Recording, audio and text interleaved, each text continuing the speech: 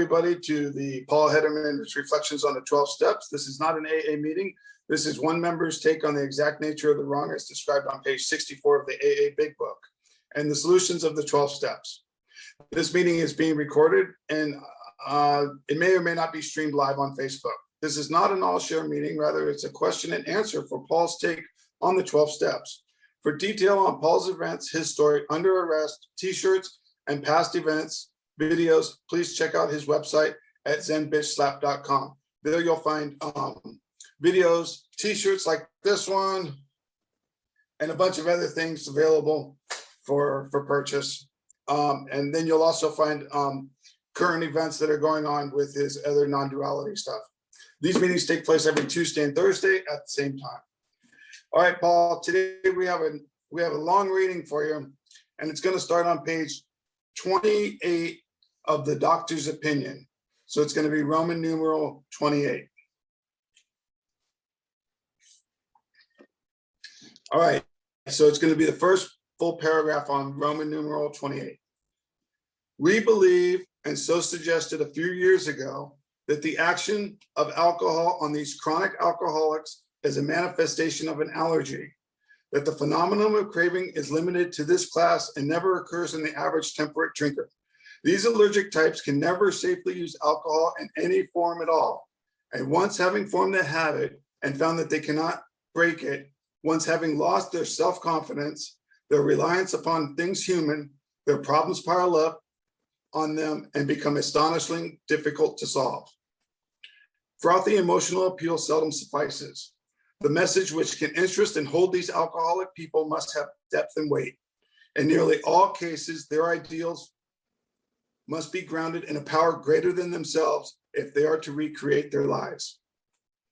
If any feel that a psychiatrist directing a hospital for alcoholics reappears somewhat sentimental, let them stand with us a while on the firing line, see the tragedies, the despairing wives, the little children. Let the solving of these problems become a part of their daily work and even their sleeping moments.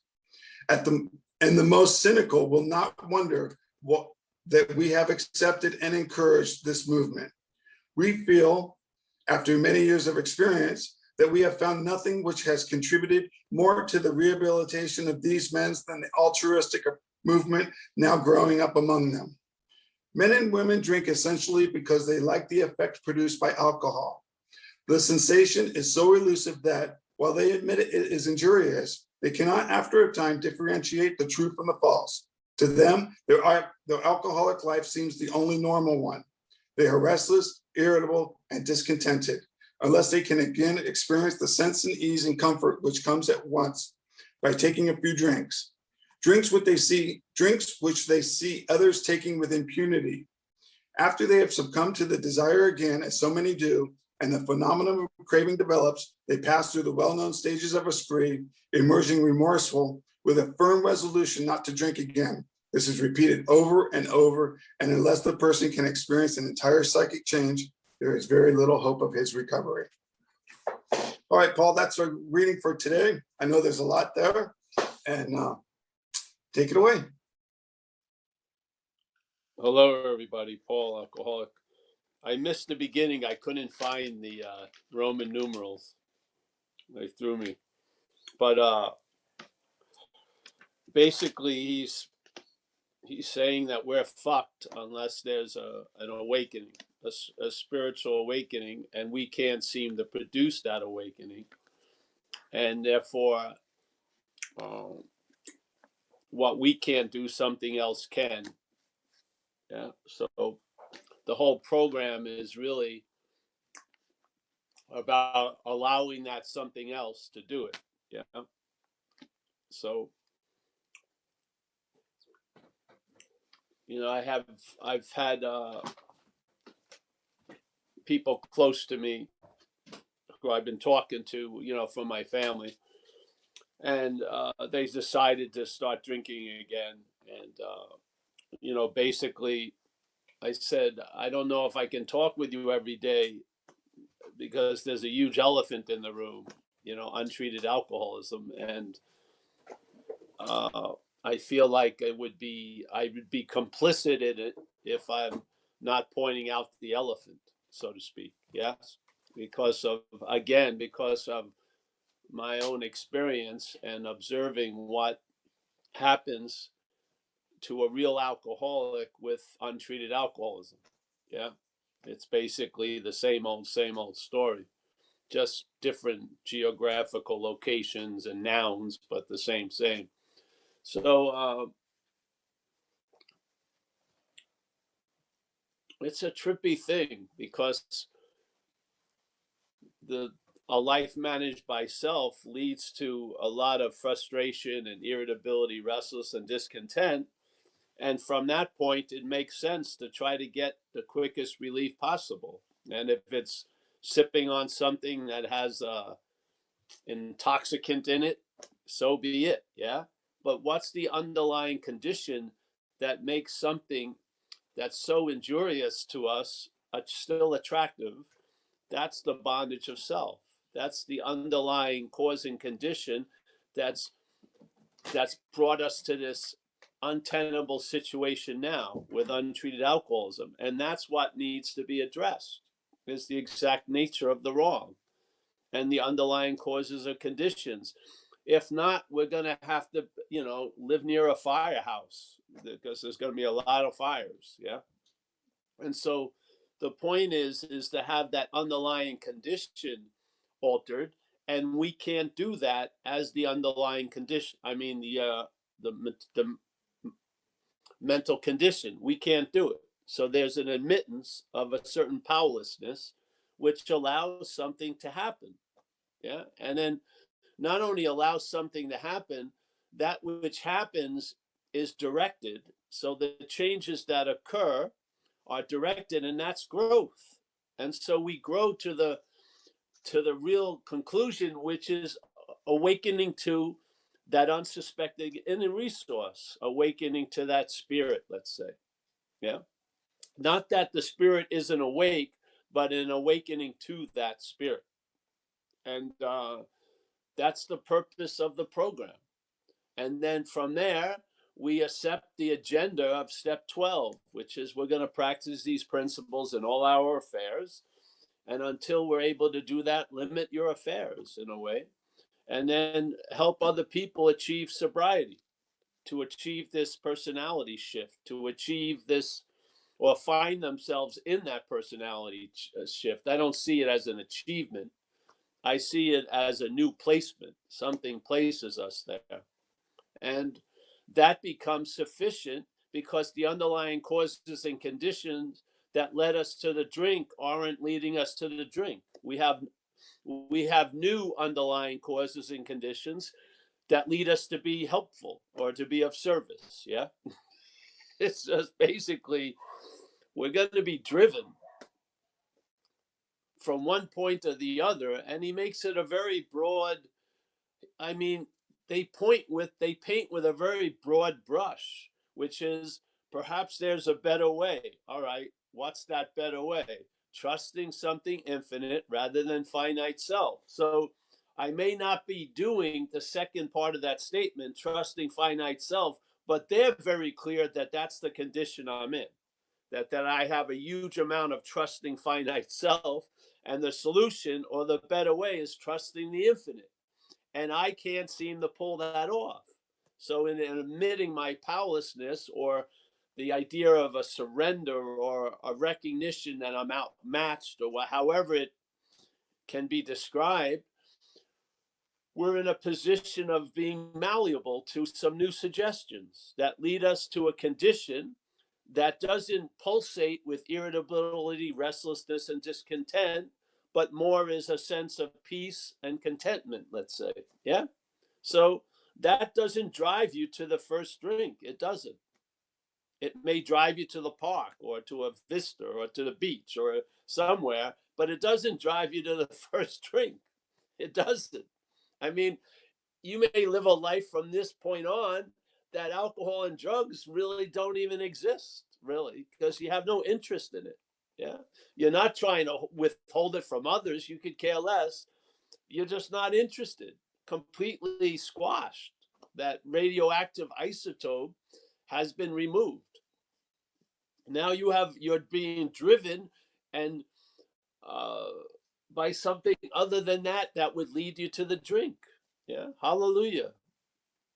Yeah, and then you can live again, and because that living, seeking to get relief from this fucking chronic condition, which is all mental in a way, is slavery. I mean, it's entails a whole lot of work, and the payoff cost ratio keeps changing into a lot of cost and little payoff. It's a bad deal, you know.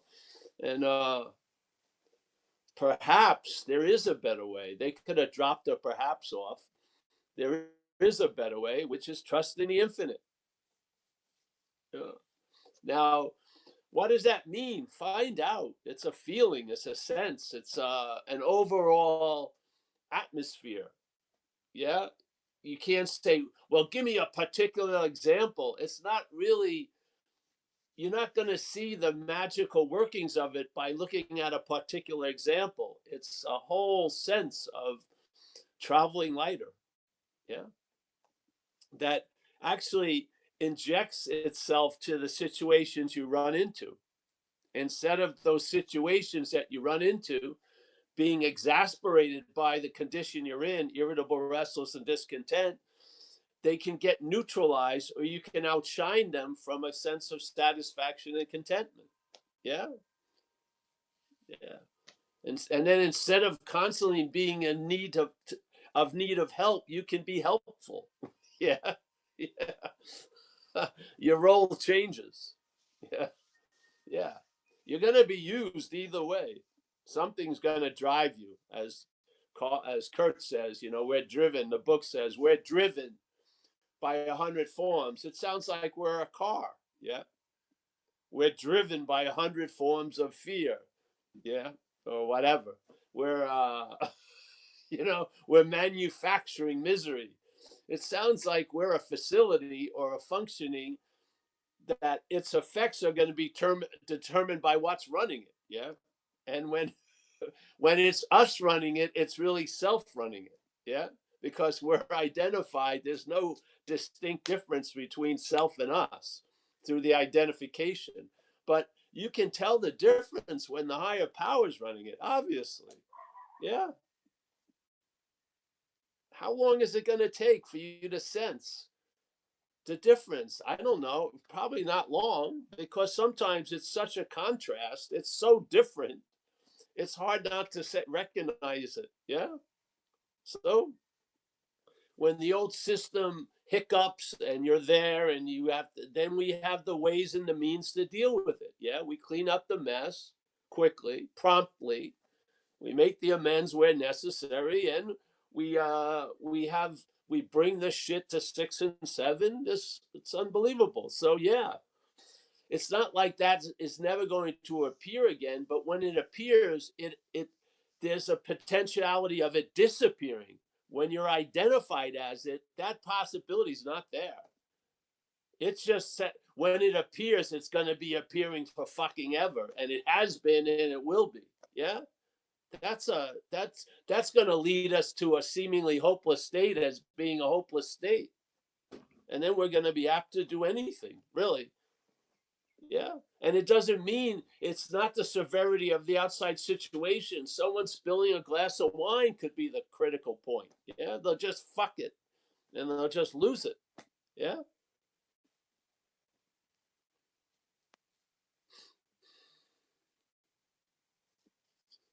So isn't it the purpose of it is a spiritual awakening? Yes, after having a spiritual awakening.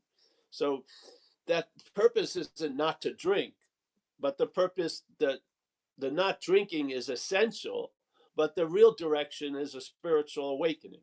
Yeah.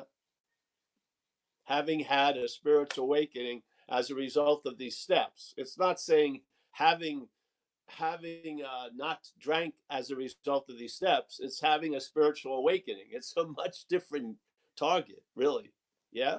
Because the drinking has nothing to do with the act of drinking. We're driven to the drink by some other conditions. Yeah.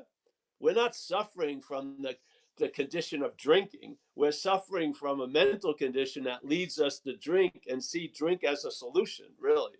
You know, I'll bet temporary, but when you seem to be in the thick of it, you're willing to take any consequence tomorrow not to feel uncomfortable now. Yeah. I have not been in that condition in 30 something years. I have not been in the condition that I was hell be damned. What's going to happen to me tomorrow? I'm going to feel better now, or not even better, different. I haven't had that in a long, long time. What brought about that condition? The spiritual awakening. Yeah. What's the spiritual awakening? I don't know. What, a psychic change, a personality shift? To me, it's a redistribution of interest. Yeah. So now I have interest in some vague nebulous thing called spirit, more interested in that than mental conditions. You know, I'm not more interested. I'm just observing there's a lot more interest in the spirit than there is in the mental conditions. Yeah. I believe in the silence of spirit whispering in my ear all day than I do believe the thoughts that are running by the screen. Yeah. Yeah. I mean,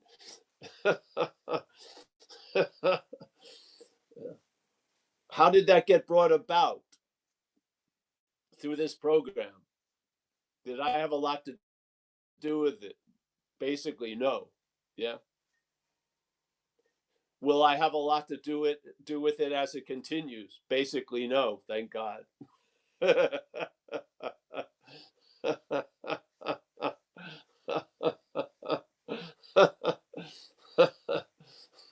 Of being sober. Yeah.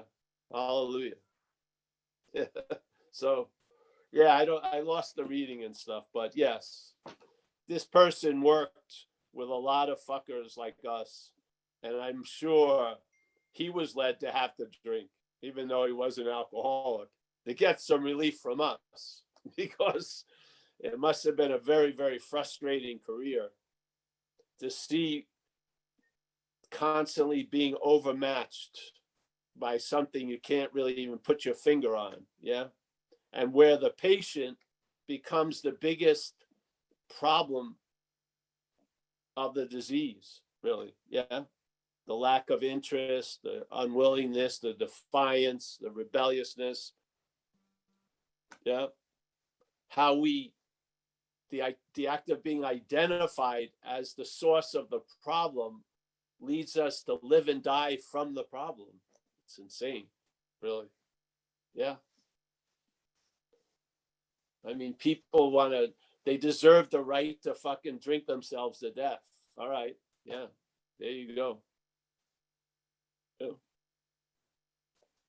So, yeah, another day sober. I thought this Zooms were going to last like a month. We're going to go over the 12 steps. Then I could have a long latte every Tuesday and Thursday. It's taken a life of its own, like most things do. And here we are. Yeah. As long as you're happy to be on the horse, I'm happy to be on the horse. Yeah. And let's not just trudge the road of happy destiny. Let's gallop on the road of happy destiny. Yes. Yeah. We don't even have to make the walk. The horse will deliver us. Yeah. We don't even have to trudge. Yeah. Just ride it. Just ride it. Yeah. So free range alcoholics. Hallelujah. So, yep. Thank you, Mike and Michael and all these people, Mickey and Kaiser and Lebowski and Kurt. You've made a very big impact in this life, the sober life, and I'm really happy to share all the sense of relief that we've shared at these Zooms. Yeah.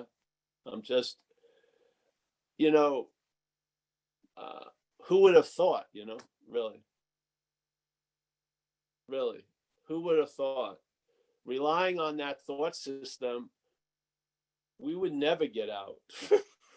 There was no fucking way. You know, it's so myopic, and so it's sort of like the dog chasing its own tail. When you see it from afar, it's funny. When you're in it, it's fucking demoralizing. Yeah. So we're not in it, thank God. So it's all right. Thanks, Mike. Okay, thank you, Paul. I really appreciate that. And we have 38 participants. I want to share, Mike. I know we just have a little blurb to begin with, but it's not my view, really. This isn't Paul Hedderman's view of the exact nature of the wrong. Paul Hedderman's view of the exact nature of wrong would be you, maybe. No, it's something that came through. And a lot of things have come through, but very few made a huge lasting impression. And this was one of them, recognizing that self is other, yeah, or foreign. That's never changed since it became clear. So that's been a long time now. And I would be open for a different answer, but I haven't seen another one. Yeah, and I haven't heard another one from other people, really. So I'm going to go with what comes through. So, yeah. And you wouldn't want my take on the steps or whatever. You really, yeah, yeah. You wouldn't. I was the parasite had me really blind. Yeah, I was seeing a lot of differences everywhere, no similarities, but a lot of blindness, man. Yeah, and now certain things just come through, and they're clear they're not of me, so to speak, and they've changed this life in sobriety. So I have a lot of faith in it, because the problem doesn't exist for me today. And there's been many days like that. That's pretty damn good solution. Yeah. Yeah. Something that was seemingly so influential, I would do almost anything to get out of it. Doesn't seem to have much say in my daily life. Yeah. I mean, I've never met a solution like that in this life, ever. Never. Most solutions demanded a lot of maintenance and shit. This demanded what it did in the beginning, but more and more, as it progressed, there was less and less doing and shit.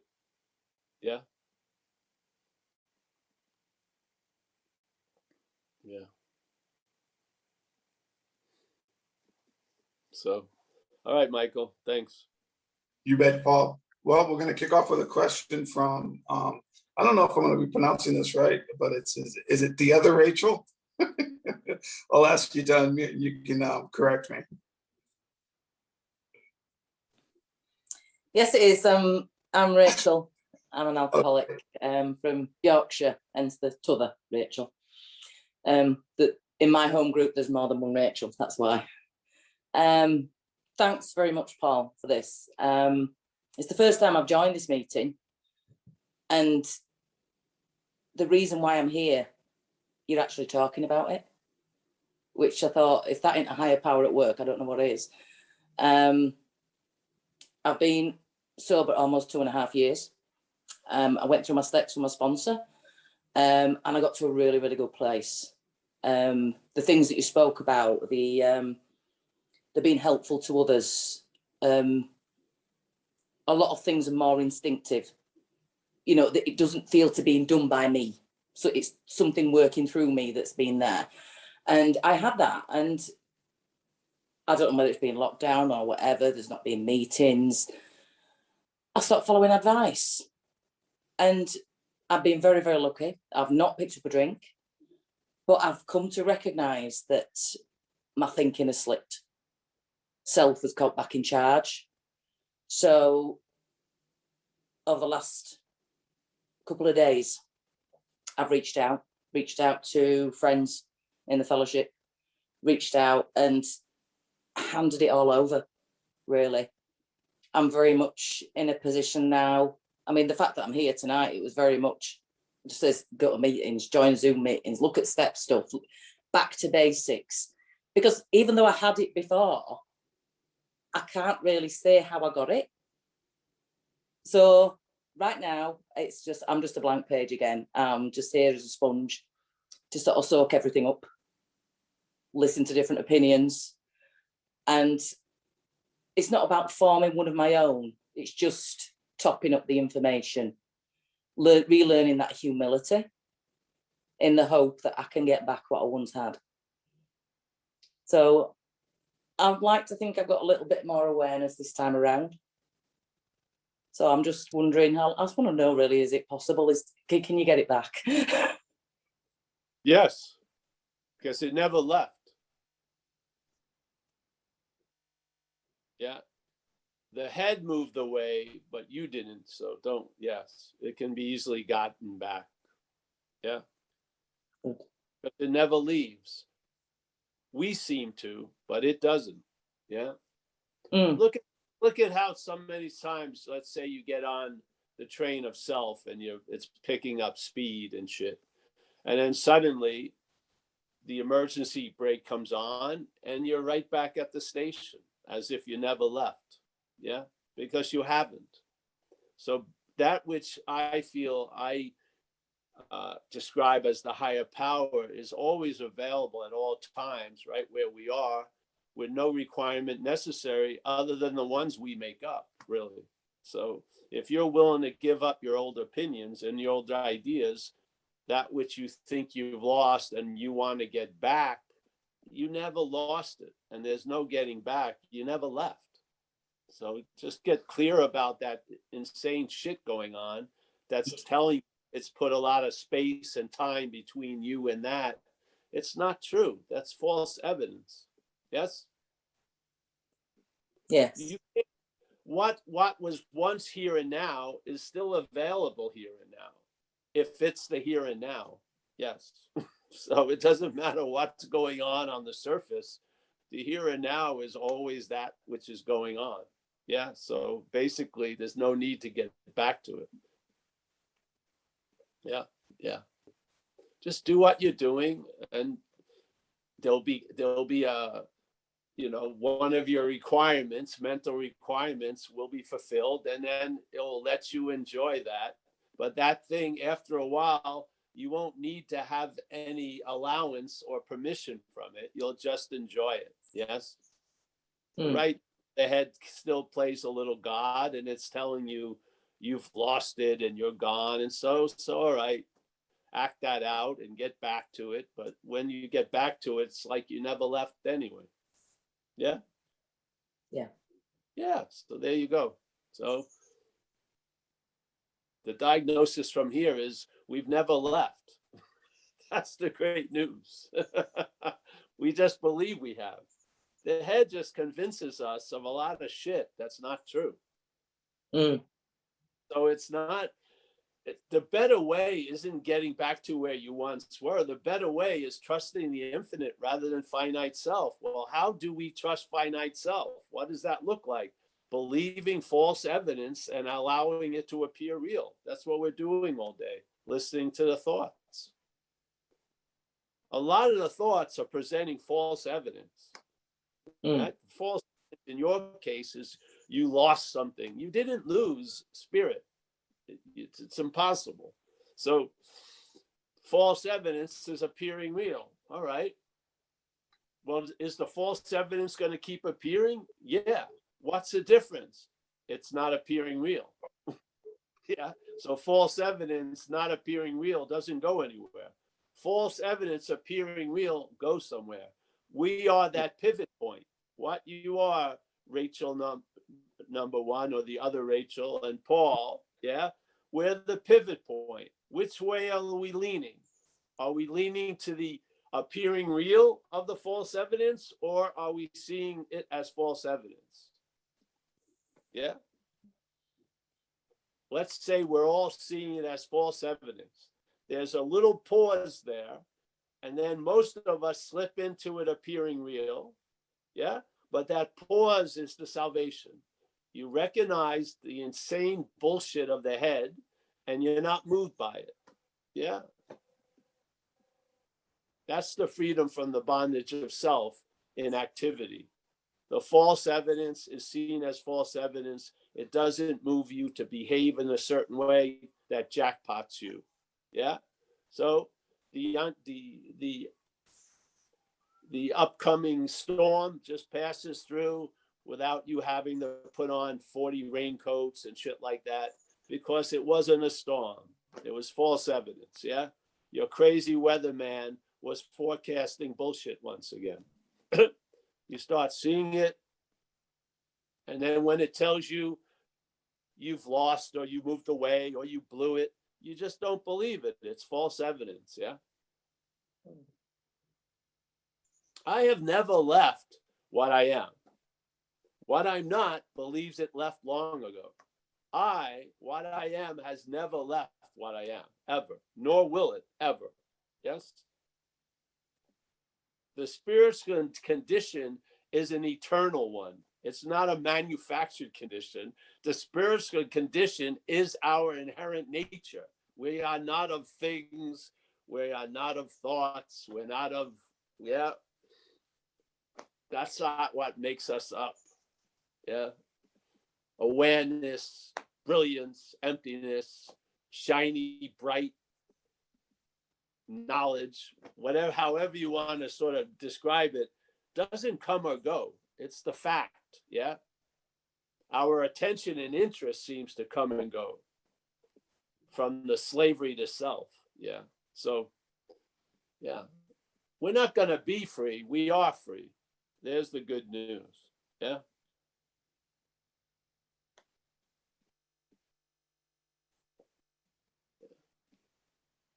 A lot of times we just don't recognize the present tense condition.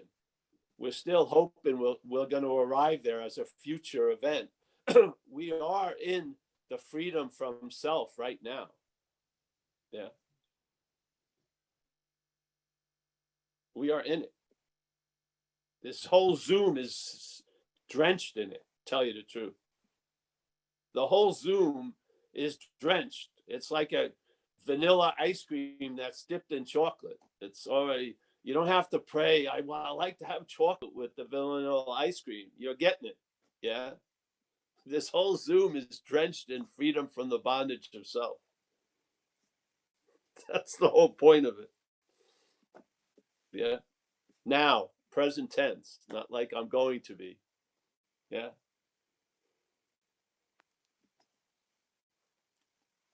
That which wants a future condition is a reinforcement of a false condition now.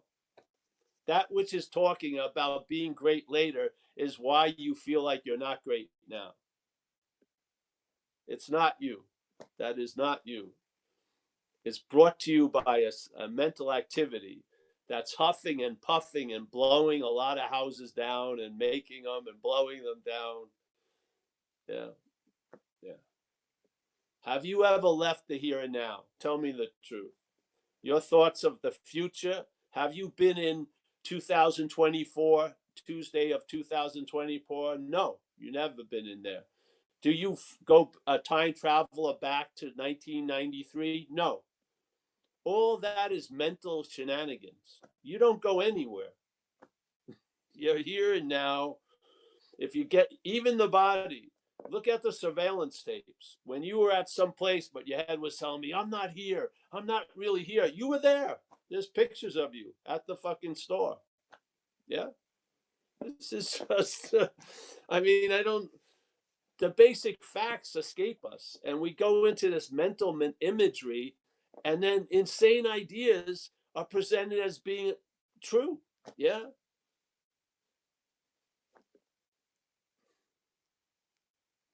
The threat of I'm not going to be sober clouds the activity of being sober right now. I'm so afraid I'm not going to be sober. I can't enjoy that I'm sober now. That's insanity. Yeah. So good to see you, Rachel. The other Rachel. Yes. Yes. Yeah. If this isn't always available at all times, if it isn't always available at all times, then self will be always available at all times. It's just one or the other, really. It's either trusting the infinite or trusting finite self. Either the other Rachel is always available at all times, or the spirit is always available at all times. One will expose the other. You will see what you're not from what you are. And what you are is always available at all times. And what you're not is a mental activity. It is. Yeah. It says it's been here. It says it will be here, but there's really no evidence that it's here now. Never. It's just ideas, thoughts, imageries, memories. Yeah. I like to call it the action figure. We picture it as a body, but really what it's made up of is owning shit that we have nothing to do with. Like, I'm seeing, I'm hearing, I'm feeling. I love you to describe how you're seeing. I'd love you to tell me how you're doing it. I would. Tell me how you're seeing right now. You have no clue. You're the result of seeing. But now you believe I'm the one who's doing it. Tell me then how you do it. How do you see? How do you touch? How do you feel? Taste, smell? Is there a process? Do you have to get ready? Can you improve it? Can you take classes? Like, I've been going to seeing classes every morning for years. I don't think it's changed much. I'm seeing like I am always seeing. Yeah. So there's a whole lot going on that it seems like I have nothing to do with, really. Definitely not as a cause. Yet what we're listening to constantly keeps telling us it's the cause. Yeah. You're listening to false evidence.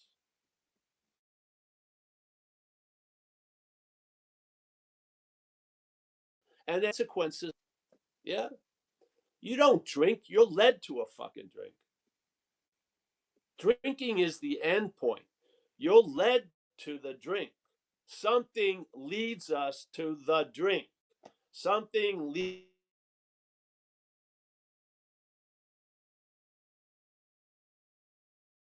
Is it? It is. I do not believe what leads me to the drink is me. I don't. It's not my experience now. Yeah. I see it as something foreign. And that something foreign talks as if it's me to what I am and leads me to its own destinations. And I get fucked and I get holding the bag. Yeah. I haven't seen self in jail ever. I've seen you in jail, but I've never seen self in jail. Never. It's an activity. It has us because there's an identification as it. We take so much shit that we know better not to because we take it to be us. We fit ourselves around it all fucking day instead of having it fit around us and see that its power and strength comes from us. It doesn't have its own juice. It sucks ours. Yeah. It's parasitical in nature. This is not a win-win situation. You're going to be consumed or you're not. Yeah. Perhaps there's a better way. Trusting the infinite. Yes. How does that look like? Not trusting finite self. That's how it looks like. So, yeah. Nice to see you, Rachel. Yep. All that we thought has to be, all that we thought was done. It's amazing how quickly it can disappear in a flash. Yeah. Yeah. Once we come to our senses. Yeah.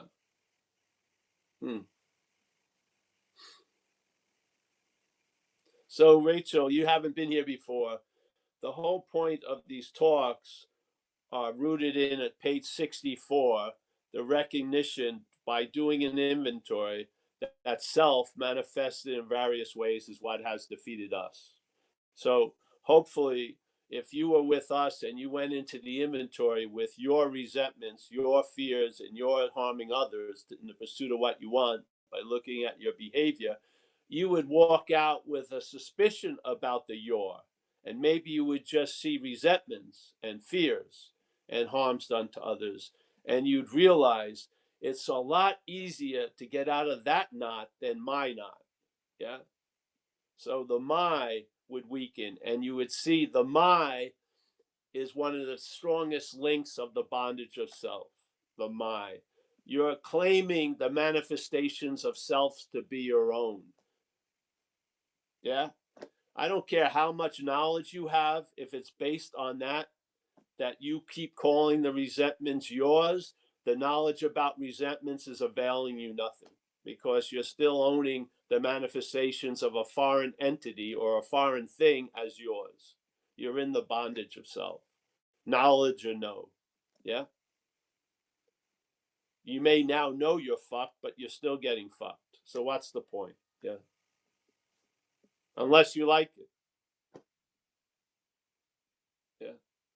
A lot of people like it because their whole life is based on the stories of how they've been defeated by this or that, or blaming it on that person or this situation. Yeah, there's a huge vested interest in these stories. They become like the golden calf.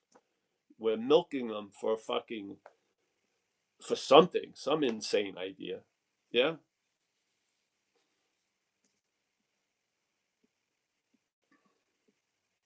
So yeah, that's the premise of these talks, is to see, and it says in that sentence, being convinced of what? Self.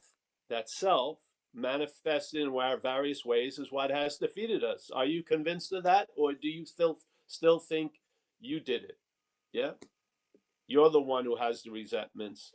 Doesn't it feel more like a resentment has you? I mean, it sure sounds like I'm getting done to by a resentment. I'm not doing the resentment. I feel so. Basically, why not get clear about how it's being presented all day by the yapping up there? It sounds like, oh, I have alcoholism, like I decided to rent it for a few weeks just to try it out. No, the way I feel with untreated alcoholism is something has me. I'm possessed and I'm being used for transportation. It doesn't sound like, oh, I have alcoholism. Who would have a flu for 10 days? The flu has you for 10 days. Who's going to choose to have a flu for 10 days? Oh, I have the flu. No, the flu has you. The virus has you. Yes? This language infers we have a lot of power we don't freaking seem to have. That we're in a a, a, a position of cause quite a lot when we're in effect mostly. Yeah. If we're driven by 100 fears of something, that doesn't sound like I'm the driver. It sounds like I'm the car. When I hear the statement in the big book of AA, driven, it sounds like, well, that doesn't sound like the driver. The driver wouldn't be driven. It would be the car that's driven. Yes? So wait a minute. I thought I'm Paul. I'm the fucking driver. No, I'm Paul, the car. I drive just like every other alcoholic car, Roman and Jill and this and that. And I can't see the similarities because I think it's Paul. Yeah.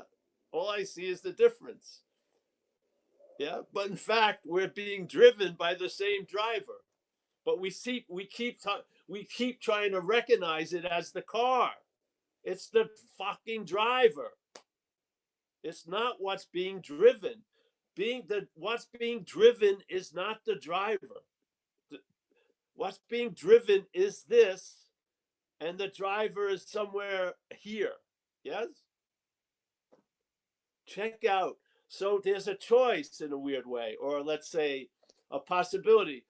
The driver can be the infinite, or it can be the finite self. But you're going to be driven. Yeah? That's just a given. Why are we so confused? between the driver and the driven. I mean, Jesus, let's get that clear. Yeah. See, there's a manufacturing of misery. We think we're the factory, so we think we manufacture our own misery. No, we're a facility that can be used to manufacture a lot of stuff: love, compassion, service, misery, resentment, anxiety. Yeah. So, but to think that we're the one doing it is confusing the driver with the driven. Yes? This is the bondage of self. This is the whole premise of these talks, is to get clear about, are you the car? Yeah. Or are you the driver? In most cases, we're the car. Hallelujah. You mean it wasn't Paul that turned like that? No, it was a Ford that turns like that. It's I mean, it isn't Paul that smells like that. No, a Ford smells like that. You know, I don't have any speed in my life. No, the Ford doesn't have any speed in your life. It's a Ford. Fucking give it a break. Maybe acceptance will finally show up for the Ford. Yeah, but you're thinking you're the driver. Yeah, I should be perfect. No, no, that's not the case. You're a Ford, a Toyota, hopefully better. You're more reliable. What else gets driven? Tell me. If you're a big book thumpist, whatever, driven means something got drove. Yeah. I would say if driven is the beginning of that sentence, driven by 100 forms of fear, then we're in the drove category, not the driving.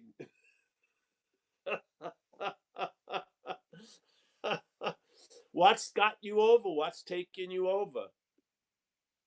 Love or hate, higher power, self, whatever. What's taking you over? You'll know the driver by how you drive. Yes? Like Jesus says, you know the tree by its fruit. So you know the driver by its driving. So how's it been going since you've been in the program? Hey, fucking great. My tires last a lot longer. I tend not to go off the cliff anymore. You know what I mean? I'm not overheating before I even start the engine. I seem to be able to go where I need to go, get to where I need to get to. Far out, it's working because the driver's shifted. Yes? You didn't get a new upgrade in the car. You got a new driver. Hallelujah. Yeah.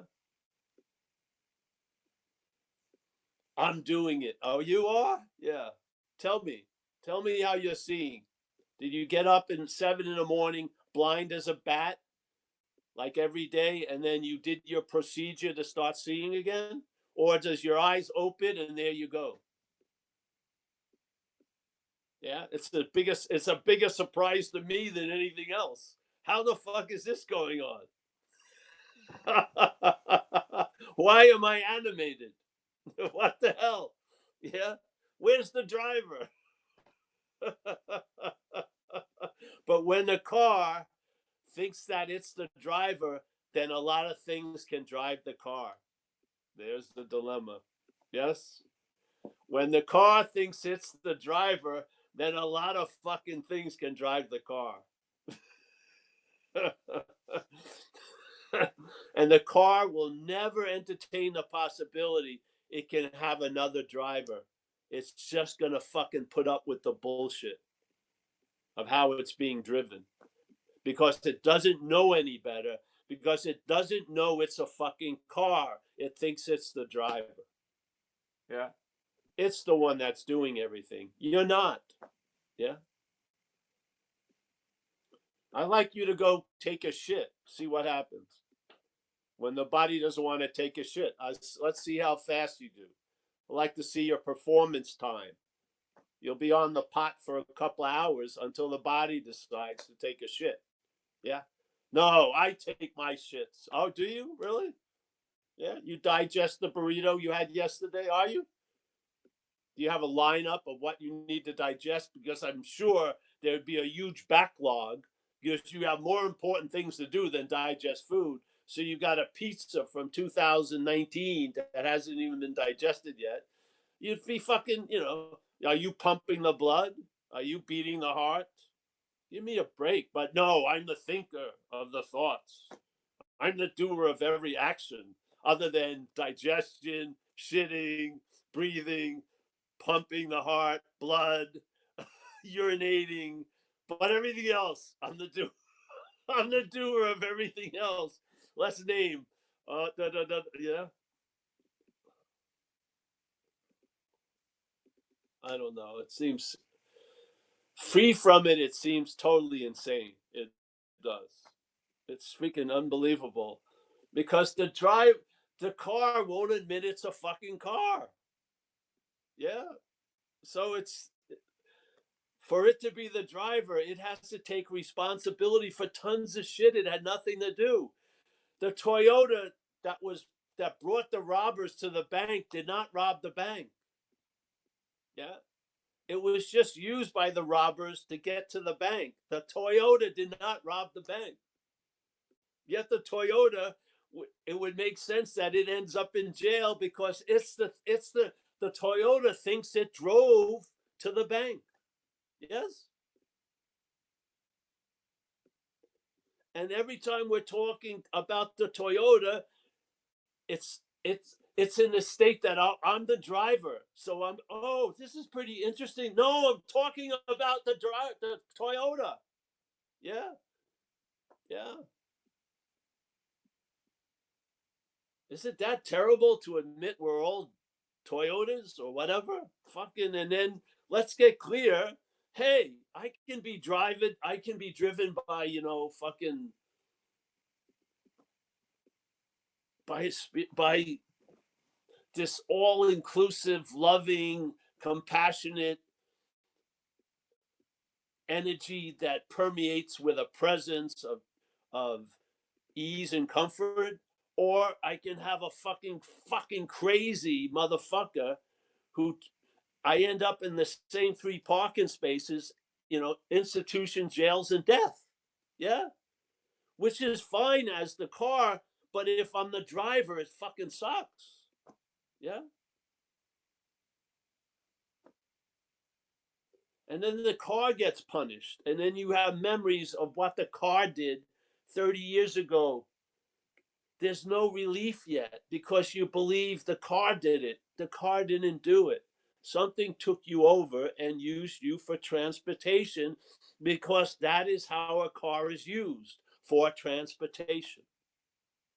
Yeah. If you keep living as if you did all that shit and live in that guilt and shame for what you did, all the while never being the one who did it, that's an incredible fucking macabre effect of the act of being identified as the driver, as the car. Yeah.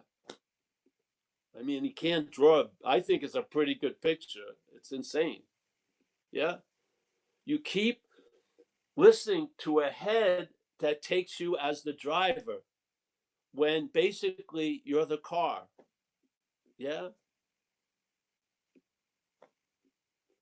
There's been a huge relief when I realized this is a car. I stopped trying to buy Rolls Royce bumpers and putting them on a Toyota fucking pickup. Yeah. But I'm religiously changing the oil and making sure the liquids are up. Yes, religiously. Yeah. A simple way of maintaining the car allows me to enjoy being driven by the higher power. Really. Hallelujah. And I'm not driven by 100 forms of self because the driver is not self. I'm not. And my factory isn't manufacturing misery. The factory that I am being run by the higher powers, manufacturing contentment, wonder, or gratitude, shit like that. Yeah. Don't blame for the factory for the product. Yeah. see who's running the factory, who's driving the car. Yes?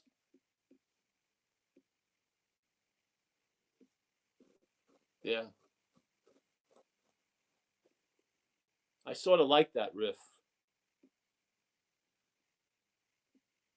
I'm going to use it. I'm going to beat it over everyone's head for months. Car driver driven. Yes. Like someone always says it. There's a self-imposed this, or driven by 100 forms, or manufacture our own misery. See, I believe there was still a mix-up with the driver and the driven, so to speak. Yeah. In some of those statements. So I think later on, there's been more clarity, so we can see that the car didn't do it. Yeah, I did not manufacture the misery. Something did through my facilities, but I'm not the owner of it. Yeah, I'm responsible, but I'm truly accountable in this world. But I'm not responsible. But I need to be responsible at first to realize that I wasn't the doer of it. Yeah. First, I have to see I was the doer of it, and then I recognize I wasn't the doer of it. Yeah. Something did what I could not do to me through me. Yeah. So that's the fundamental platform. Yeah. That brings light to the steps and the suggestions and everything else, the principles. I feel all the surface of the steps, the principles is large and sound. Yet I think with the understanding of the exact nature of the wrong, it lends for more light to be put on the topics. Yes.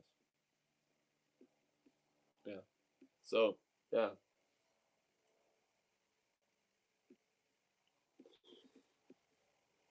Anyone else, Mike? Yeah, we had a few hands up. We have one up now. We're our friend in Seattle, Jacob. Jacob has a question for us today. Jacob, come on in. I'm going to ask you that. Yeah. Good to see you, Jacob. Thanks, Michael. Hello, everyone. Hello, Paul. Hey, Jacob. Last night I was had by, should I say, a drug dream, a using dream. And these come up every now and again for me. And in the past, before this message, I would have taken that as pointing towards my mental state or my spiritual development or something of the sort. There would have been some guilt there. But today it occurred that it just points towards the dreaming of all of this and the unreality and the failed system of addiction and of the self. So I was just wanting to get your thoughts on drug dreams, perhaps, or see what your take is on it. I like them. Yeah. I like the drug dreams. I don't get arrested usually. Yeah. In this dreaming, I got arrested a lot, so I'm thinking it's progress. Yeah, it's curious. Not me. I didn't do it. Again, Right. You know what I mean? It was Yeah. the dreaming. What the hell? I'm in the audience. Yes. I'm going to see what's ever on the screen. Don't play me. I didn't Yes. produce the movie. Yeah. This Right. is the ownership. This is the ownership that knows no bounds. It's just ridiculous. This idea that I dreamt a narcotic infused fucking adventure last night. No. Yeah.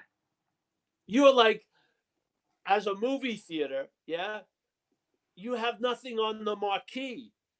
You don't know what's going to be playing in the theater. Coming soon, and then there's all this false evidence that we take to appear real. The mental state just goes blah, blah, blah, blah, blah, blah. But really, nothing's on the marquee. You're in the theater, you'll see what happens. Mm-hmm. Yeah. Oh, I had a Jeez, I had a drug dream. Now I'm gonna beat myself up with that. Give me a fucking break. Yes. Yeah. So yeah. I don't have. Yeah. Well, thank you, Paul. I just wanted to say thanks, and there's levity to that, and whereas before there was heaviness. Yeah, that's the difference, isn't it? Yeah, because Yes.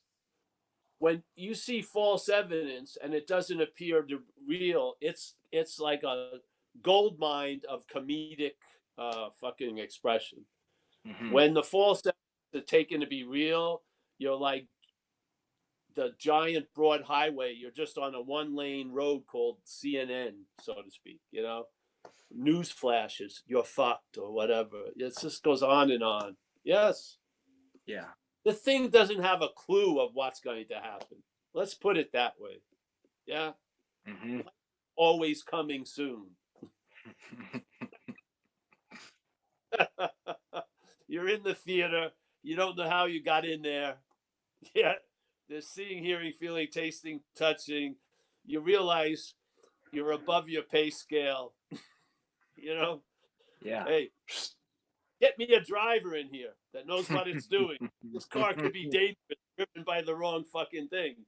Well, I have that. I have a deep experience of that. I do. The car has learned. It's down to its metal core of Mhm. being driven by self-centeredness. I have that fucking whoa. I'm really enjoying how I'm being handled by the new driver for the last 33 years. Yeah. Yeah. Yeah. I'm still a Toyota, and I'm not, but for the example. Yeah. Yeah. Yeah, bro. Thanks, Paul. Yeah. So when we think we have a lot of shit, we get had by it. Yeah. Yeah. We get had by it.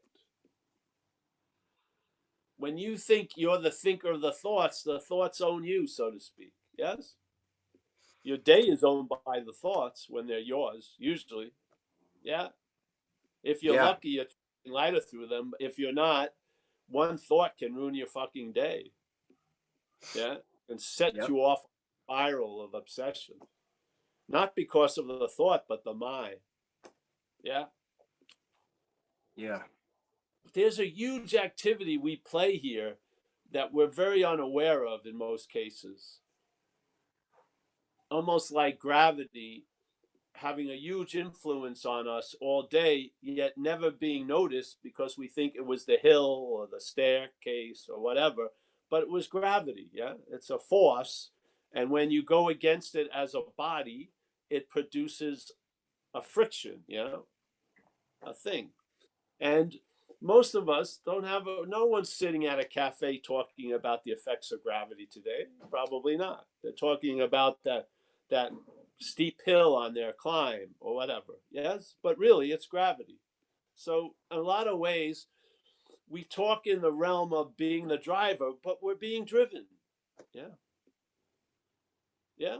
And being the driver keeps us very confused about the driven, really. We just don't, and so it's sort of like constantly being driven from one point to another, thinking, let's say you're driven from San Diego to LA, but the narration while being driven is Omaha to LA. So you're living a drive that's not even happening. Yeah. Mhm. It's like a fucking story. And the story has you as the cause of all stuff. You hit the bump. No, the car hit the bump. Mhm. Yeah. You don't turn well. No, the car doesn't turn fucking well. You're incapable of having a viable relationship. No, right now, because of the driver, the car is. Yeah. I need a change of driver. Mhm.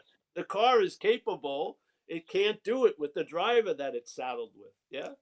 But if you keep calling this car and driver you're going to be constantly driven by it. That's just that simple. Yes. Yes. Yeah.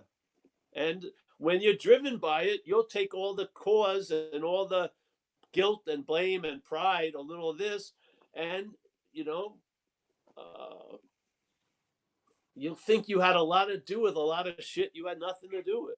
Mm-hmm. Just overwhelming. Who wouldn't want to get loaded? Jesus Christ. If I thought I was these thinkers of all these thoughts, I'd have to do tons of mea culpas for the quality of the thoughts that are going through the head. I'd have to beg forgiveness for having that thought. I don't beg forgiveness. I didn't have the thought. Yes. I saw the thought. I didn't have it. I didn't cook it up. Yeah. So I think this relationship that we have with life is way off right from the get-go. Yeah. And if you take yourself to be something that can be driven, then you'll see the incredible value of the third step, because you will recognize you've been driven by something else and now you'd like to have another driver. Yeah. That's clear, isn't it? That's clear. That's clear recovery. No problem. Yeah, sign me up. The third step sounds great. I make a decision to have a new driver. Yeah. The car, I can't get the new driver. I'm not going to be the new driver, but I'm making a decision to have a new driver. Yeah. All right. What do I need to do? The working steps. Then what happens? I find that I'm being driven by a new driver.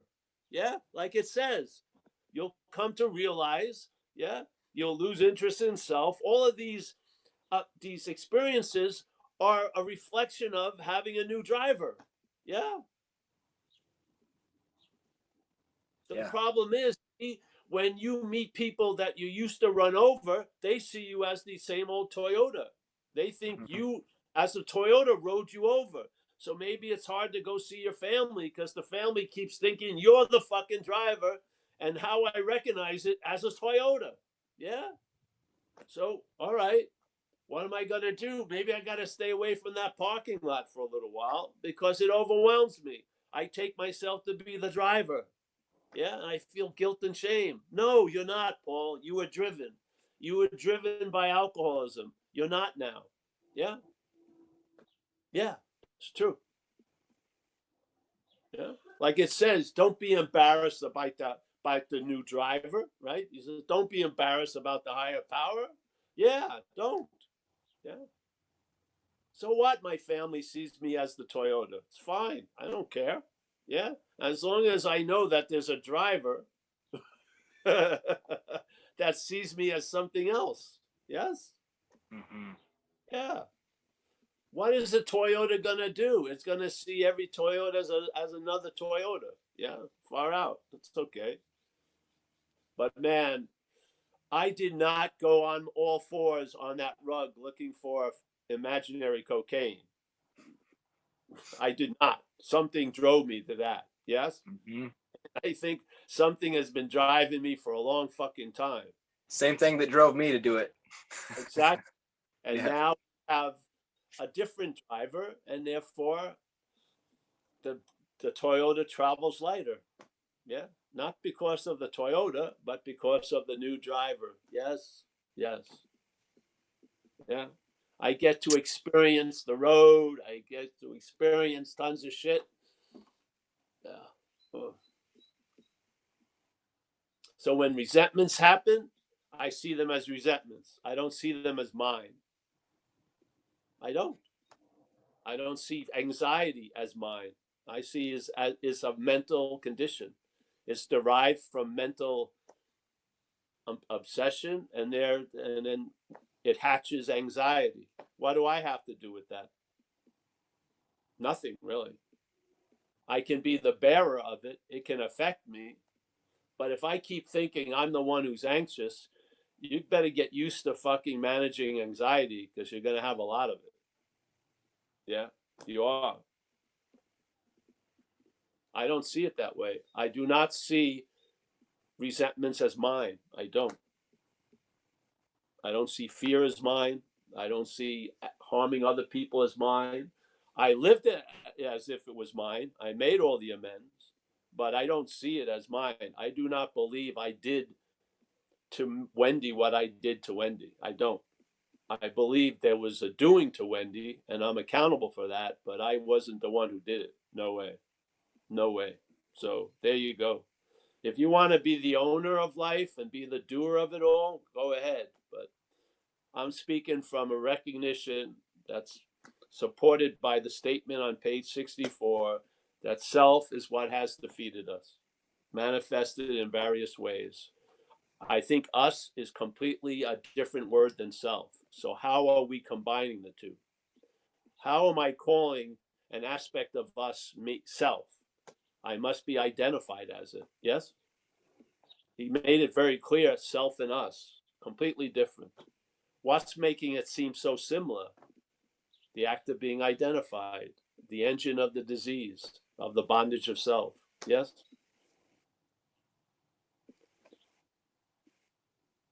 It's clear as hell. You can't see it, it's right there. Look at the sentence. Us is not the word self.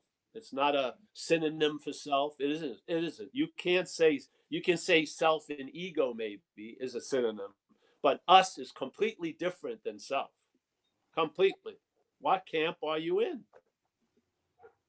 Are you of the us or are you of self? Are you mental in nature? Yeah? Physical in nature or spirit in nature?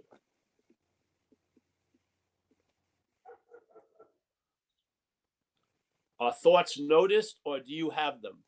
Or yeah, I would say thoughts are noticed, yes? I don't think you have them. I'd like to see how you have thoughts. I would.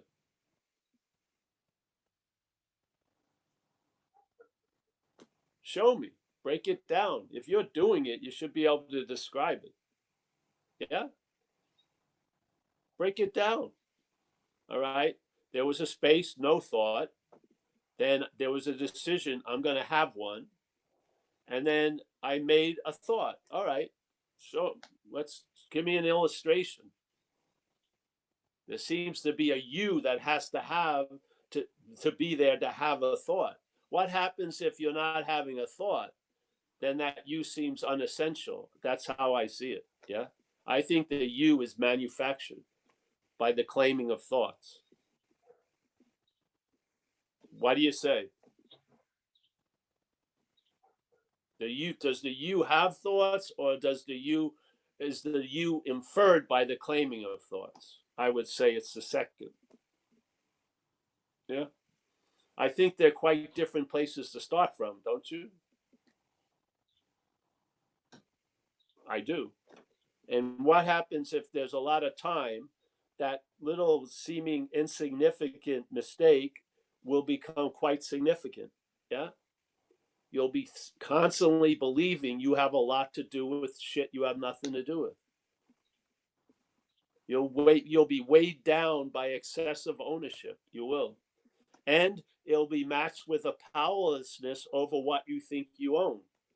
That's a bad hand. Yes? Can you imagine that? Taking ownership of tons of shit you have no power over. That's fucking insane. Yeah? My thoughts are really treating me badly. Wow. That sounds like you're totally impotent. You have no power. You can't even get your thoughts to obey you. Yeah? To me, that's undermining any sense of whatever in us. Yes?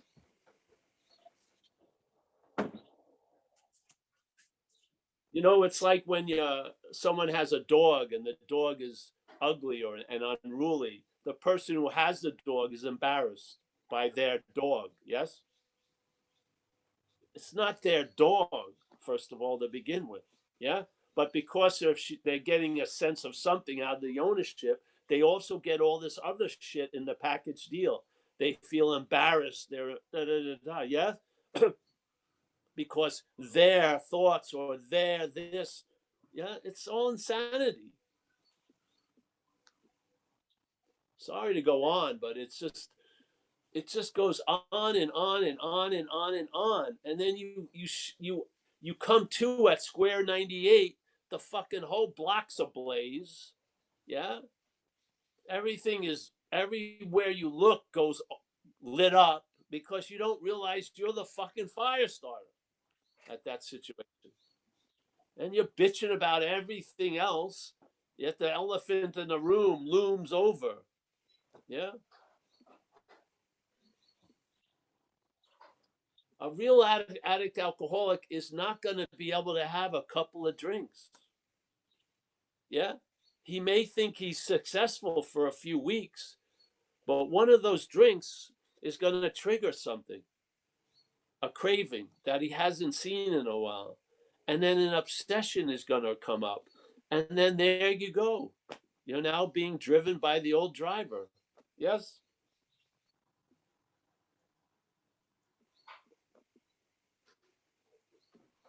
Yeah. And then the car is expected to pay all the fucking tickets when it was the driver that parked illegally. Yeah. All these tickets of guilt and shame are plastered all over our fucking windshield. And it was the driver that drove there. Yeah. We were just the vehicle. Like, yeah.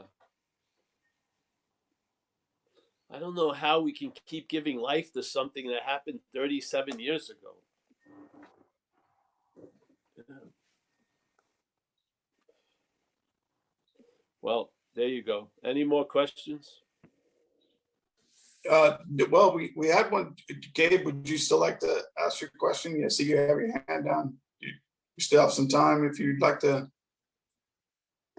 Let me see if I find you.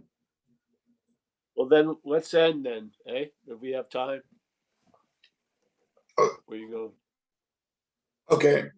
All right, Paul. Hold on 1 second, all right? Okay.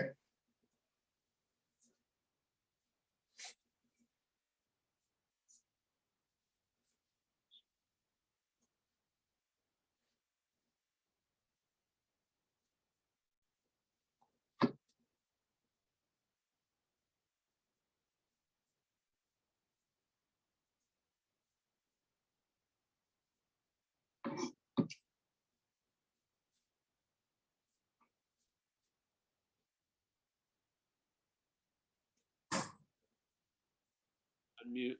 Yeah, I had to talk to Amelia. She's taking off. And yeah, whatever.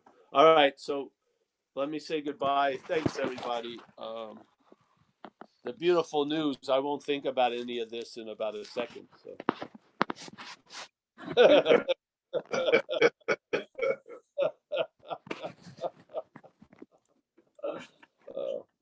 Well, hey, Mike, thank you so much. Great job again, as usual.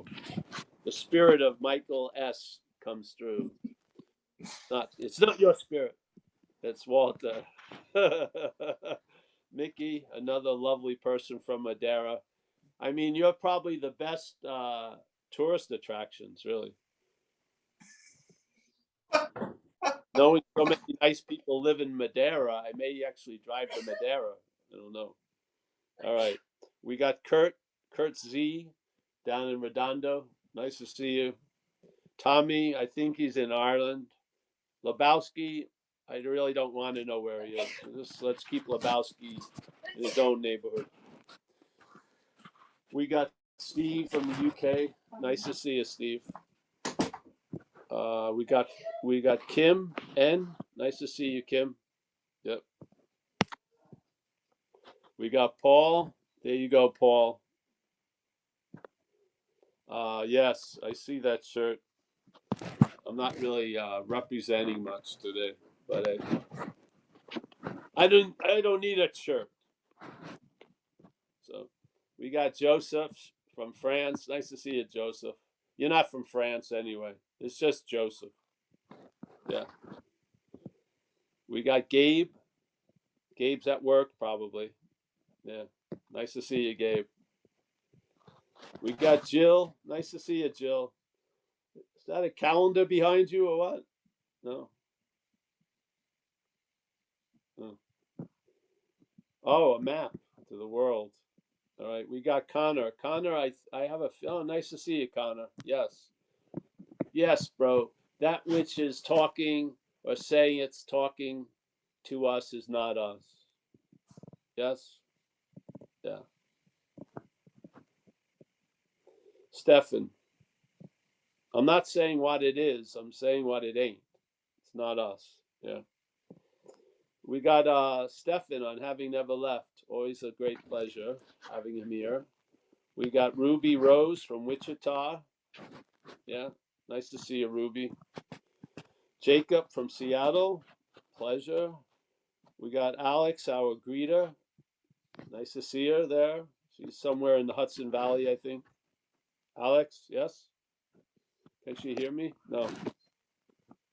We got Terry from Maine. Nice to see you, Terry. Kaiser from Minnesota. Nice to see you, Kaiser. Nice dropping in. Tom from New Hampshire, Keene, New Hampshire. Kristen, I don't know where you are exactly, Kristen, but I know you're in good hands. That's all. We got Nina, not Mina nor Tina, but Nina. Nice to see you, Nina. Yeah. Today was very powerful. I don't know what's going on, but today was really powerful. Thank you, Paul. Oh, you're welcome. Yes. Yes. I could feel the surge. The surge. Luckily, my wiring was changed years ago, so I can take it. We got my friend PK from Long Island City. Nice to see you, PK. Yes. Yeah. You got a tough road ahead, PK. Long Island's like a thick, membranous type of goo. But we can outshine any circumstance and situation. Woo! Leah, nice to see you. She's on the move. It's not so cold. She doesn't have the hat and the scarf. Yeah, very good. We got Tanya. There she is. Tanya C. Maggie. Rich A. Phone numbers. We got Jess from Dublin. Very nice. Mark V. Yeah. All right. Thanks, everyone. Yes. Thanks for putting up with the rants. Yes. Yeah. Yeah.